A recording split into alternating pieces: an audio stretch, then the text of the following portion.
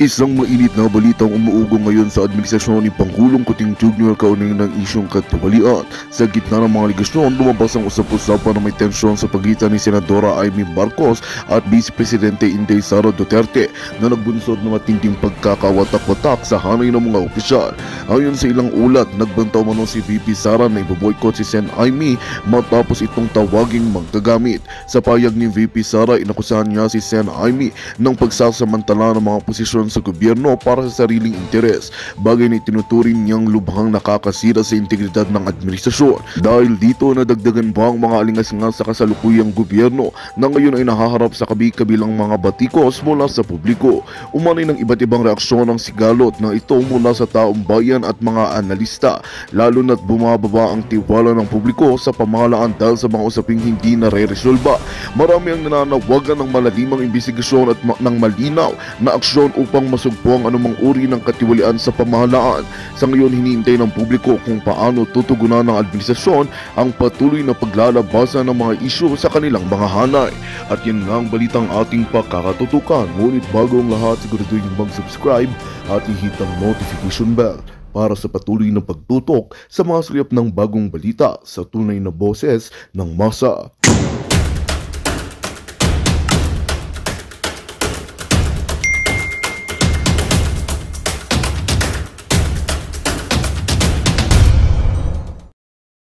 BBP Sara Duterte. So she wants both. Pareho gusto niya makuha. Paano niya ginawa? Through this video. Pero ang problema, merong magsisiwalat ng style mong bulok. May magsisiwalat ng katotohanan. Kaya ako, bilang tunay na Duterte supporter, kung kayo ay nagpapapaniwala pa rin sa ganitong klaseng pambubudol, ay may tawag sa inyo. Diba? May tawag po sa inyo. Kaya sana, huwag na ako kayo magpabudol dito. Pinipili ko na lamang manatiling malaya at tapat, hindi sa isang grupo, kundi sa bawat Pilipino. Bitbit ang aking mga nagawa para sa bayan nitong nakaraang termino, mga batas na aking alay sa taong bayan, at ang katotohanang hindi ako lumihis sa landas at prinsipyo ng aking ama. Yon! So talagang lagi niyang ipinapasok yung aking ama, aking ama, aking ama. Yung aking ama. So pinaninindigan niya pa rin, okay ang ginawa ng kanyang ama. Kaya kung kayo ay hindi natutuwa sa ginagawa ni Bongbong Marcos at boboto pa dito, malaking problema natin. Malaking problema natin. Maglingkod sa bawat Pilipino nang walang pinapanigan maliban sa kapakanan ng bawat mamamayan. Sana'y patuloy ninyo akong unawain at mahalin. Ako, ba't ka namin ang intindihin? Iniintindi na nga namin yung buhay namin eh. Iniintindi na nga namin yung pamilya namin. Iniintindi na nga namin jowa namin. Pati ba naman ikaw, intindihin ka pa namin? Alam mo bakit niya sinabing intindihin siya? Intindihin siya na siya ay Marcos, pero ayaw niya na sa kapatid niya. Pero gayon pa man, kailangan kayong mga loyalistang bumoto sa kanya. Kayo, kung kayo mga loyalista, boboto pa rin sa kayo sa ganyan. Iniwan na yung pinaka-amo ninyo si BBM. Ewan ko lang sa inyo kung boboto pa kayo sa kanya. Ito ang tinatawag mo na hindi mainit, hindi malamig. Lukewarm, ika nga. Diba? Oh. Kung kayo naman ay mga supporter ng ni VP Sara Duterte at magpapaloko pa rin na kaibigan ito ni VP Sara Duterte, ewan ko na lang. Hindi ko alam kung ano tawag sa inyo. Nagpabudol na kayo nung una, magpapabudol pa rin po ba kayo? Basta ang alam ko, huling sinabi ni VP Sara Duterte ay never again to Marcos. Hindi ko niya sinabing never again to Bongbong Marcos. Sinabi niya never again to Marcoses. Kung kayo hindi pa rin nyo nababasa yun at di nyo pa rin nauunawaan yung ibig sabihin ni VP Sara Duterte, malaki talaga problema natin. No, ayan. Ngayon, ang tanong, ito. Ang tanong, totoo ba na talagang umalis na siya sa partido ni BBM? Kasi yan ang pinalalabas siya dito. Umalis na siya. Mas pipiliin na lang daw niya ang ano yung kanyang term? Mag-solo sa pangangampanya, mag-solo sa politika. Tama, mali? Ito yung nilabas niya 2 days ago, eksaktong araw o kinabukasan, umaga, after i-announce yung siya ay kasama sa Senate slate ng kanyang kapatid. In-announce ito. Bigla lumabas ito, biglang nagbago siya ng isip. Di ba? Pero ang tanong, totoo ba na sinasabi niya na mahirap pa maging solo, ibig sabihin magsosolo na siya, hindi na siya sasama sa Senate slate ng kanyang kapatid? Totoo ba yun? Hindi ako magsasabi sa inyo kung totoo yun o hindi. Si Abalos ang magsasabi sa inyo. Ayan yun, nagpunta ho siya. Ano kinugnayan kay Senator Amy? Tandaan nyo, sa video ni Senator Amy, ano sabi niya? Ano sabi ni Senator Amy sa video niya? Balikan natin. Ayan, sa gitna. Pinipili kong manindigan ng malaya't matatag tulad niya na wala nang dapat kampihan kundi ang sambayan ng Pilipino. Hindi madaling tumayong mag-isa. Hindi madaling tumayong mag-isa. Sa kampanya. Sa kampanya. At sa politika. At sa politika, mahirap daw yung mag-isa. Di ba? Mahirap daw yung mag-isa. Kaya kahit maninindigan siya kasi yun daw ang turo ng kanyang ama. Ang tanong, bakit kahapon lang kasama mo si Abalos? Bakit lang kahapon lang kasama mo si Balimbing Tolentino? Bakit kahapon lang kasama mo itong si Villar? Bakit kahapon lang kasama mo to si Binay? Sino ba sila? Senate slate ni BBM. Tapos may paandar ka na mahirap ang mag-solo? Mahirap ang magsarili? Huy. Ano sinasabi mo nagsasarili ka? Ayan kasama mo. Apakasinungaling naman mong madam. Ayan enjoy na enjoy ka. Kasama ang mga balimbing. Kasama si Abalos. Kasama si Villar. Bakit kanyo? Ibig sabihin lamang po niyan mga kababayan, yung video niya na mahirap ang mag-isang mangampanya. Mahirap ang mag-isa. Hindi totoo yun. Naglilibot siya, kasama pa rin ang Senate slate ni BBM. Tinatarantado naman tayo Binubudol mo na naman kami, Madam Senator Amy. Ano to, lokohan talaga? Sa bagay, madaling maloko yung mga loyalista. Yung mga tanso. Ayan gaguhan po ba ito? Yan ang tinatawag mong ganid sa kapangyarihan. Ganyan ang mga politiko sa atin, sa bayan natin. Puro ganid sa kapangyarihan. Patulad nito si Senator Amy. Bakit kanyo nasasabi kong ganid sa kapangyarihan? Alam niyo kung bakit? Kunwari, aalis siya sa BBM slate para makuha ang amor ng mga Duterte. Pero, pag nag-iikot, kasama pa rin siya sa BBM slate. Ganid talaga. Bakit kanyo? Ibig sabihin, ginagamit pa rin niya ang makinarya ng kanyang kapatid. Mantakin mo, kung ako si Madam First Lady, magagalit ako. Walang biro kung ako si Madam First Lady, magagalit ako Mantakin mo, magsasaboy ka in public na you're leaving my husband, pero ginagamit mo yung makinarya ng administrasyon ng asawa ko? Kasi ganun talaga yung ginawa niya Kunwari aalis siya, pero tandaan mo, bakit siya mga local government official, katulad nila Malapitan, kumakampi sa administration slate? Matik yan. Normal po yan sa lahat ng local government. Asahan mo, karamihan ng lahat ng local government, ang ikakampanya ay ang administrasyon nakaupo. Kaya nga, sa kasaysayan ng Pilipinas, midterm election, yan ang pinaka dapat tumakbo ang mga kaalyado ng administrasyon. Because after the midterm election, dyan nasisimulang bumagsak ang administration ratings.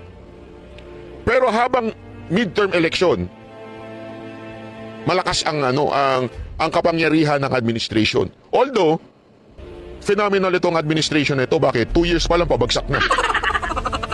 2 years pa lang bumabagsak na yung ratings. Mas mataas pa yung vice presidente. Ganun ba yun, Senator Amy? Na kunwari, i-deny mo na ikaw ay kasama sa BBM slate, pero ang totoo, sumasama ka pa rin sa kampanya ng BBM slate. Tanungin ko kayo mga kababayan, anong tawag nyo dito? Pambansang prutas. Mangga. This is a perfect example of mangga. Manggagamit. Manggagamit kay BP Sara Duterte at manggagamit sa kanyang kapatid, sa makinarya ng kanyang kapatid.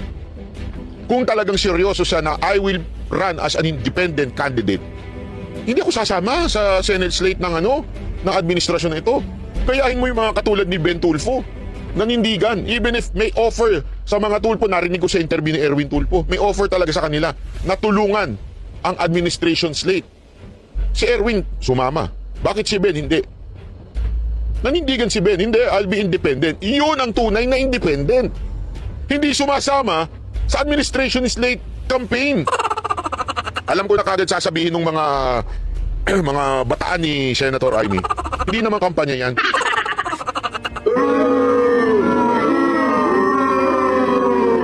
O di sige, hindi kampanya yan. Diba? Hindi kampanya. Anong tawag mo dyan? Yung tungkol po sa warrant at search warrant, pwede pong pakilinaw. Pakilinaw po ng malinaw na malinaw para po mas maintindihan po ng ating mga kababayan. Okay, Senator Robin, akala kasi namin nung June 10, meron silang search warrant. Nung dumating po ako mga 6 o'clock, 6:30, akala ko may search warrant sila kasi nandun na sila sa loob eh. Ang ipinakita sa amin ay warrant of arrest lang pala. Kaya nagsabi ako dun sa lawyer na pinadala nila, Panyera, valid ba yan? Nakaserve na kayo ng warrant na of arrest dito dati. 5 times na ata. At saka itong sa Pasig, nakaserve na kayo. Meron pa ngang order returning the warrant last June 7 of 2024. Wala daw silang magawa kasi order daw ng kanilang higher ups daw. So, kaya ang ginawa ko, sinamahan ko na lang sila. Kaya medyo mali po yung sabi ni General Torre na hindi daw nakapasok noong June 10. Hindi lang sila nakapasok po, hinahulughog po lahat ng areas, pati nga po doon sa JMC na mga yung school po, yung eskwelahan namin. Pati yung ang graduation namin, hindi na lang tinuloy the next days at saka yung isa, maraming mga parents na hindi nakapunta dahil sa takot po. Hanggang ngayon nga po, yung aming law school ay ginawa na lang namin pong online muna.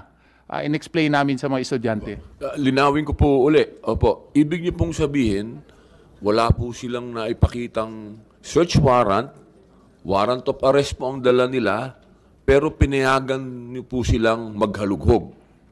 After po nung nakita po ninyo na meron pong Senator, yung Order po ng dating Pangulo. Yes Nung po. sinabi po ng dating Pangulo natin na si Rodrigo Roa Duterte na hayaan nyo silang makapasok ng matiwasay, Opo. hinayaan nyo na po sila. Yes po, at sinamahan ng mga abogado po natin, pati po ako later. Sa lahat po yan. Sa lahat po, hinalughog po lahat ng areas po Opo. ng KOJC compound po. Opo, pwede pong pakiliwanag po, ilan po ang hinalughog? Pinayagan yung halughugin. In 4 different locations. KOJC Central in Buhangin, Davao City. Glory Mountain po doon sa Tamayong, Kalinan, Davao City. Prayer Mountain, 3 kilometers away from Glory Mountain. At saka sa Kitbug po, Municipality of Malungon, Sarangani Province. Lahat So, po yan walang search warrant. wala po. Warrant of arrest. Ang problema nga namin po, Senator, is it was done simultaneously. Yung rules kasi natin, if you will, yung napag-aralan ko po, kailangan meron kang probable cause na nandun yung tao or he is reasonably believed to be there. Paano siya nandun in 4 different locations? So kaya nga po, medyo nagre-reklamo kami kasi yung batas po hindi nasunod. Maraming salamat po. Chairman, pwede po ako magtanong sa Napolcom? Yes, go ahead. Opo, Napolcom, magandang tanghali po. Opo, tanong ko lang po, para po hindi po magkaroon ng kalituhan. Opo, para mas malinaw po sa ating mga kababayan, para hindi po ito sakyan muli ng mga mahilig maggawa ng fake news. Opo. Linawin po natin, meron po bang sa palagay po ninyo na dahilan talaga na magreklamo ang ating KOGC na hindi po talaga sinunod ng ating mga bayaning pulis yung tinatawag po nating rules of engagement? Sa palagay po nyo, ito po ay nalabag kasi ang sinasabi po ng KOGC, wala naman po silang dalang search warrant kundi warrant of arrest. At hindi po malinaw na alam nila talaga na naandoon ang hinahanap po nilang sabi nga po ng mga kapulisan ay pinaghahanap ng batas. Ano po ba ang katotohanan dito, mahal naming Napolcom? Marami pong salamat, Ginoong Senadora Robin Hood Padilla. Ganon din po sa Ginoong Chair ng committee. Alam po ninyo yung ginawa po ng police doon ay nag-serve ng warrant of arrest. Yung warrant of arrest po magagamit pong hanapin yung taong tinutukoy doon sa warrant of arrest. Sa nakita po namin, hindi lang po isang tao kasi po yung tinutukoy ng warrant of arrest. May mga kasama siya. Kaya pwede pong hanapin yun kung saan man yung ilan mga taong kinaukulan yung nakasaad doon sa warrant of arrest. Ngayon, kung saklaw po ng warrant of arrest yung lugar na kung saan pwedeng ma-serve, pwede pong hanapin yung tao. Hindi po naman hinahanap yung gamit. Ang hinahanap po yung tao. Kaya sa katunayan nga po, nasa saad din sa rules of court, doon po sa service of warrant, pwede po talagang pumasok kung hindi sila papapasukin sa ano. Tinalakay po natin yan nung pinag-usapan yung hearing doon sa pagsiserve ng warrant, doon sa Pandibulacan. Dito rin po sa hearing ng Senado, sinabi namin kung merong warrant of arrest, enough na yun na makapasok yung pulis sa loob. Subalit, kailangan lang na may protocol. Sa nakita po ng NAPOLCOM dun sa video footages, lumalabas naman na naka-restrain yung mga pulis nga. Sila yung ni-water cannon, sila yung napagbuhatan ng kamay kasi nga, kahit na ating dating Pangulong ang dating Pangulo sinabi nga na pwede talagang makapasok kasi may warrant of arrest. Nangangahulugan po na yung mga kinaukulan din nagkakasundo na talagang pwedeng pumasok sa loob. Kaya lang po siguro napilitan pumasok kasi pinigilan sila. Alam po yun. With the permission of Senator Rubino Padilla. So, mabilis ang usapan. PNP, sinong pinagdudahan nyo at that time that you personally believe nandoon sa Prayer Mountain? Sinong nandoon? Because Pastor Kibuloy, kung siya talagang, sabi nyo, hindi lang siya ang target ninyo. Kasi kung siya ang target ninyo, he cannot be omnipresent in all those locations that you are searching for him. So, ganito, 5 locations ang simultaneously ni-raid ninyo para ma-serve yung warrant of arrest. Sino ngayon ang hinahanap ninyo doon sa unang-una, yung sa Kingdom of Jesus Christ sa Davao City? Sinong hinahanap doon? Sir, Your Honor, our Chairman, wala po sa akin yung listahan ngayon, but I just want to clarify, 6 po kasi yung warrants of arrest. 6. Hindi lang po si fugitive Kibuloy ang hinahanap natin, but 5 others po na co-accused niya sa non-bailable offense. Kaya nga, I am asking the PNP, I am asking you, kung sinong hinahanap doon, sinong hinahanap dito, sa 1, sa 2, sa 3 na mga areas. Para klaro tayo na hindi kayo fishing expedition because as alleged by Attorney Torion, that is quite an obvious fishing expedition kung itong 5 hinahanap ninyo doon sa 5 lugar din. Dapat klaro ang impormasyon na si Pastor Kibuloy andito, si another suspect andito. Kasi kung it's very hard to explain, no? It's very hard to explain kung bakit simultaneous yung mga lugar na yun na pinasok ninyo kung ang hinahanap ninyo si Pastor Kibuloy lang. As you have said, 6 ang hinahanap ninyo. So I am tend to believe na yung 6 na yun distributed sa 5 location. Kasi they cannot be present in every location. Di ba? That's really true, our Chairman. No? Ang sinasabi ko nga doon sa warrants of arrest at pwede silang tumakbo anytime. Ang ano po na natin, they have the same address as inaano natin, but we have the intel reports that the people are hiding in these places po. And I don't have any reports na hindi wala sa akin yung intel report, but that's confidential reports. Nandito po yung mga 6 na to, dito po nagtatago sila dito sa mga different locations po. So far, as we speak right now, out of the 6, ilan na accounted ninyo? Sir, isa lang po ang nahuli po natin. Ah, isa- At, isa opo, pa lang? nakakulong po siya sa amin. Hindi po pa siya kasi non-billable offense po siya. Yung 5 kasama si Pastor Kibuloy at large pa rin? Opo, with a valid warrant of arrest. Valid po siya hanggang ngayon. And just want to make clear, valid po yung warrant of arrest po nila, our chairperson po. Okay, so isa lang ang accounted. All others, wala pa. Wala po po. They refuse to surrender po. They refuse to surrender. Yeah, that's what we call them, fugitives of the law. Okay. Mr. Chair, Yes, go ahead. Carlo po. Katiil. Yes, Brother Carlo Katiil. Yes po. Thank you po, go ahead. Mr. Chair. Resident Minister po ng Kingdom of Jesus Christ, Central Headquarters. Our resource persons here, the police officers, were not there during the June 10 po. So, I don't think so. They don't know what really happened.